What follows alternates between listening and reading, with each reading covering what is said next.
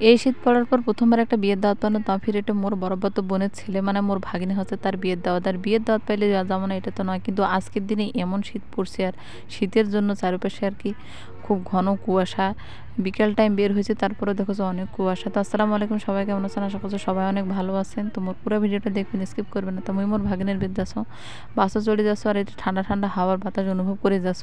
তারপরে কিন্তু মুই চলে এনো মোর ভাগিনের বাড়িতে, অর্থাৎ মোর বড়বাতো বোনের বাড়িতে। আসার পর থেকে সবার সাথে দেখা সাক্ষাৎ করনো। তারপর সবার সাথে দেখা হওয়ার পর মোর সামনে একটা আনে দিল গায়ে হলুদ, কিন্তু কার গায়ে হলুদ এটা লেখা নাই। তো মোর ভাগ্নের নাম হচ্ছে আরাফাতের গায়ে হলুদ, এই যে এই জায়গাটা লেখাবি। তারপরে কিন্তু ওটা লিখে দিন আমি আরাফাতের গায়ে হলুদ। লেখার পর মোগানে দিল্লি পায়েস, অর্থাৎ যেহেতু বিয়ের প্রথম এরকম কিন্তু হলুদের আগে সবাইকে মিষ্টি মুখ করে। মিষ্টি মানে এটা পায়েস, গ্রামের এরকম একটা রেওয়াজ আছে। তোমার এদিকে কীরকম করে অবশ্যই তারা কমেন্ট করে জানাবেন, আমার এদিকে এরকম করে। তারপর কিন্তু রান্না বাড়া শুরু হয়ে গেছে।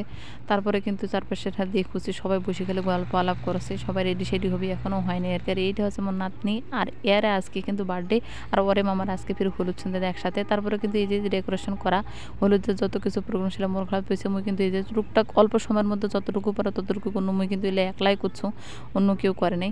তো যাই হোক, যেহেতু ওর বোন খুব ব্যস্ত, আর একটাই বোন মোর ভাগিনী, কিন্তু একটার মধ্যে ভাগিনী হচ্ছে দুইটাতে, সবাই যে যার কাজে ব্যস্ত, যেহেতু যার বাড়ির বিয়ে তাই অনেক ব্যস্ত থাকে। তো মুই যেহেতু খালা হও, তো এলে একটু টুকটাক জিনিস পারো, ওই জন্য মেয়ের করে দিন। আর এই যেমন নাতনিটা হয় সাজবি, এপাশে কিন্তু সাজাসাজি করে প্রায় বরফ বের করার টাইম হয়ে গেছে, কারণ রাত হয়েছে অনেক বেশি। এই জন্য মুই কিন্তু মুই অক সাজাম, তার আসি দেখো চাইটা বেরোতে আমি আমার আর কি ফটোশ্যুটটা না দেখ করছি, মুই না আসতে সে মুইও আর কি ভিডিও টিডিও করি কেন। তারপরে কিন্তু শুরু হয়ে গেল আর কি বরফ নিয়ে যা বের করাবি। তো ওইটা মনে জামাই হয়, ভাগিনী হয়, আর তার বরের সাথে ওটা ওর হচ্ছে ওর একটা ভাবি হয়। তারপর মুই চলে গেল মোর ওই নাতনিটাকে, কারণ ওর কাপড় চোপড় সবগুলো খুলে টুলে ওর মুই সুন্দর করে শাড়ি পরে মেয়ের জন্য। দেখো এতটুকু ছোট্ট একটা বাচ্চা, কিন্তু ওখানে মুই শাড়ি পরাও কিন্তু এত মানে সুন্দরভাবে আসলে বলার বাহিরে। যেহেতু ওর মামার বি ওয়াই বোঝেছে ছোটো মানুষ হইলে কি আর হবি। তাই যাই হোক, আমাকে আর কি সাজে টাজে মুই এটা কোনাকার বেশিরভাগ মেয়েগুলো সুন্দর করে সাজে টাজে দিয়ে দিই, মুই যে নিজে সেজে এই টাইমটা মুই আর পাও নাই।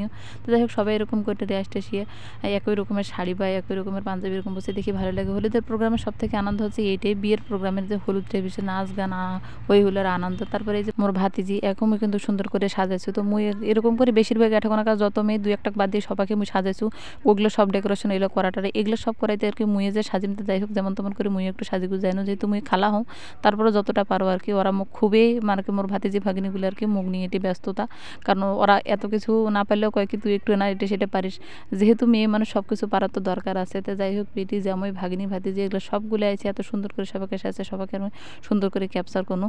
এর মাঝে কিন্তু অনেকগুলো আনন্দ হারাপ করছি যে যতটুকু পারি। তারপরে কিন্তু যেটা মোর ভাতিজি হয় কি মানে তার ওর জামাই হচ্ছে এটা। তারপরে শুরু হয়ে গেল নাচ গানের পালা। না হাসবে হাসবে অল্প করে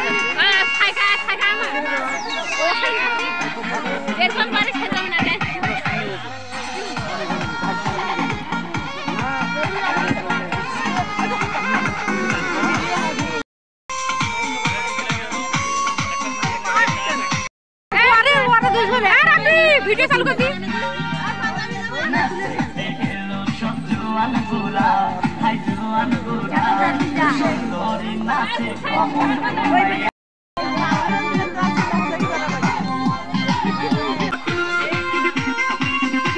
অনেক রাত অবধি হারা অনেক আনন্দ করছে, অনেক নাচানাচি করছে। আর গতকাল দিনাজপুরে কী পরিমাণ যে ঠান্ডা আসছিল সেটা বলার বাহিরে। তা যাই হোক, তারপরে হারা কিন্তু ঘুমাই পড়ছে না, আর ঘুম থেকে উঠে দেখো এদিক থেকে রান্না বাড়া শুরু করে দিয়েছে সকালবেলা।